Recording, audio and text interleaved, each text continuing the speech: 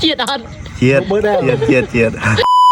នេះសិតថាជាបុគ្គលដែលមិនល្អធ្វើតែទាំងធ្វើដែលសង្គមមិនត្រូវការបើអ្នកណាមានបនឬការអាចហៅពួកនឹងទៅកំដររោងបានដាក់តែស្រានឹងសាច់ខ្លែមកពួកនឹងគួយបានទទួលភ្លឺចង់គួយជាប់3យប់4ថ្ងៃក៏អត់បញ្ហាដែរគឺថាតាន់ខ្លាំងណាស់ក្រុមហ្នឹងខ្ញុំទៅសារត្រង់ពួកនឹងផឹករងថ្ងៃយ៉ាងណាក៏មុខវាអត់បាក់ដែរមុខនៅតែពេញហើយសំខាន់ឡើង smooth ទៀតខ្ញុំវិញឲ្យទាំងអង្គុយត្រឹមតែម៉ោង2 10សោះភ្នែកឡើងដូចទីទុយហើយមុខវិញចាប់ដើមចេញតម្រងស្វាភ្លាមឬក៏មកវិញមុខយើងវាដូចស្វាស្រាប់ឯងហើយបានជាអញ្ចឹងមកស្រុកម្ដងបានក្រុមនឹងទេធ្វើឲ្យជីវិតរីករាយគុំអីមួយថ្ងៃខ្ញុំនៅតែក្នុងកន្ទប់នឹងឯងគ្មានបានទៅណាទេព្រោះអីខ្ញុំអត់ដែលមានមិត្តភ័ក្តិបនភឿនអីទេទៅតែមានក្រុមនឹងមួយដែលមានអារម្មណ៍ថាចូលចង្វាក់គ្នាបានល្អជាសាច់ញាតិផងជាធីមផឹកផងមានអីល្អដែរតើដែលយើងដើរត្រូវគ្នានឹងមិនមែនដោយសារត្រឹមតែជាសាច់ញាតិតែចរិតយើងនឹងវាស៊ីគ្នាដែរបើចរិតយើងមិនស៊ីគ្នាទៅបីសាច់ញាតិក៏ដោយក៏យើងមិនអាចជួបជុំគ្នារហូតអញ្ចឹងបានខ្ញុំមកតាំងពីដើមតាំងពីនៅរៀនម៉េះខ្ញុំចូលចិត្តដើរតែជាមួយប្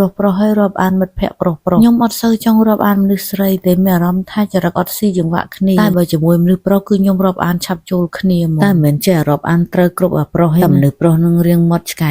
ចរិតដូចស្រីចូលចិត្តនិយាយដើមគេអាហ្នឹងក៏អត់ត្រូវមួយខ្ញុំដែររាប់អានតែបុរសណាដែលមិននិយាយទៅប៉ែពេលផឹកគឺផឹកអង្គុយតែផឹកនិយាយលេងតែគ្នាឯងបានហើយហ៊ានតែទៅនិយាយពីជនណាដែលមិនបាននៅក្នុងក្រុមហ្នឹងគឺមានន័យថានិយាយដើមហើយសម្រាប់ខ្ញុំដល់អញ្ចឹងគឺខ្ញុំអត់ចូលចិត្តទេមនុស្សអញ្ចឹងអត់ចូលចិត្តតតែសោះធីមខ្ញុំថ្ងៃហ្នឹងជួបជុំគ្នាបានល្អណាគឺអត់មានបាត់មុខសំបីតែម្នាក់បុរសមានចំនួន7នាក់ហើយស្រីតែខ្ញុំម្នាក់ឯងសរុបទាំងអស់8នាក់ហើយមួយរយៈហ្នឹងឃើញថាមានអ្នកសុំឲ្យពួកគាត់និយាយនៅក្នុងវីដេអូចង់ថាពួកហ្នឹងវាមិនហ៊ាននិយាយទេវាអៀតែមិនអីចាំខ្ញុំរួចដាក់ឲ្យស្ដាប់កុំបារម្ភរឿងចឹង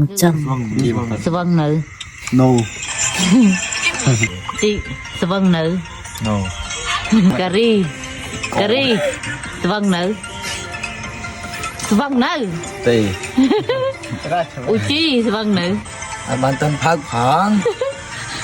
គីណូស្វឹងនៅ វងណា កូនពៅស្វឹងនៅ ជិះជិះ No និយាយទៅដឹងថាខ្ញុំថតតែគេដឹងថាខ្ញុំនឹងយកសលេងនឹងមកបញ្ចេញទេចាំមើលតែពេលវីដេអូនឹងចេញទៅចាំមើលម្នាក់ខឹងហើយគ្រាន់តែសំលេងសមម្នាក់ខ្លាចគេលឺបាទពេលញ៉ែស្រីវិញអូយវិញនិយាយម៉េះនិយាយលំបាច់ពពុះមាត់អត់មានខ្លាចអីសោះបុរសម្នាក់នេះវិញគ្រាន់បានខ្ញុំទៅសើពីលើកមុនថាចេះជៀនពងដល់ពេលឥឡូវមានណាជៀនរហូតក៏ទៅមនុស្សប្រុសចេះចូលដែរតែគ្រឿងខ្លែងអីផ្សេងអត់ចេះធ្វើឯណាចេះតែជៀនពងមកមុខនឹងទេអស់ស្រាលមិនចេះទីហើយដូចមិនទាន់ឃើញមានមួយណាស្វឹងសោះកាន់បោះគេមែនក្រុមហ្នឹងតែទោះជាស្វឹងមិនស្វឹងក៏ត្រូវឈប់ផឹកដែរព្រោះអីវាយប់ជ្រៅដែរហើយមុនទៅផ្ទះត្រូវតែលាងចានទុកឲ្យខ្ញុំសិនមិនខ្ញុំព្រមនិយាយទៅខ្ញុំខ្ជិលខ្ញុំអត់ដែរប៉ះចានឆ្នាំងទេហើយអ្នកផ្ទះខ្ញុំក៏គេអត់ដែរខ្ញុំប៉ះដែរព្រោះអីគេដឹងឲ្យយើងខ្ជិលអញ្ចឹងបើចង់ផឹកផ្ទះខ្ញុំត្រូវតែលាងចានឲ្យខ្ញុំសិនមិនខ្ញុំព្រមឲ្យមកផឹកលាងចានទុកដាក់បោះកន្លែងមកស្អាតសិនមិនអាចទៅផ្ទះបាន